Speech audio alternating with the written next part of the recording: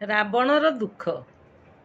ଦିନେ ରାବଣକୁ କାନ୍ଦିବାର ଦେଖି ମନ୍ଦୋଦରୀ ରାବଣକୁ ପଚାରିଲେ, ନାଥ, ଆପଣ କାହିଁକି କାନ୍ଦୁଛନ୍ତି? ଆପଣ ତ ସୀତାକୁ ନେଇ ଆସିଲେ ନା, ପୁଣି କାହିଁକି କାନ୍ଦୁଛନ୍ତି? ରାବଣ କହିଲେ, ସୀତାକୁ ଆଣିବା ମୋର ବେକାର ହେଲା। ମୋତେ ସୀତା ପ୍ରେମ ଦୃଷ୍ଟିରେ କେବେ ବି ଦେଖୁନାହାନ୍ତି।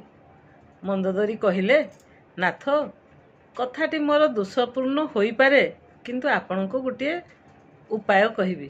ଆପଣ ମାୟାବୀ ଅଟନ୍ତି, ତେଣୁ ଆପଣ ରାମଙ୍କ ବେଶ ଧାରଣ କରନ୍ତୁ। ସୀତା ଆପଣଙ୍କୁ ଦେଖିଲେ ନିଶ୍ଚୟ ପ୍ରେମ ଦୃଷ୍ଟିରେ ଆପଣଙ୍କୁ ଦେଖିବେ ଏବଂ ଆପଣ ମଧ୍ୟ ତାଙ୍କର ସାନ୍ନିଧ୍ୟ ପାଇପାରିବେ। ରାବଣ ବହୁତ ଜୋରରେ କାନ୍ଦିବା ପାଇଁ ଲାଗିଲେ। ମନ୍ଦୋଦରୀ ପଚାରିଲେ, ନାଥ, କାହିଁକି ଏତେ ଜୋରରେ କାନ୍ଦୁଛନ୍ତି? ରାବଣ କହିଲେ, ଆରେ ମୁଁ ଥରେ ନୁହେଁ, ଚାରି ଥର ରାମଙ୍କ ରୂପ ଧରି ସୀତାଙ୍କ ପାଖକୁ ଗଲି, କିନ୍ତୁ ରାମଙ୍କ ଅବତାର ଧରିବା ପରେ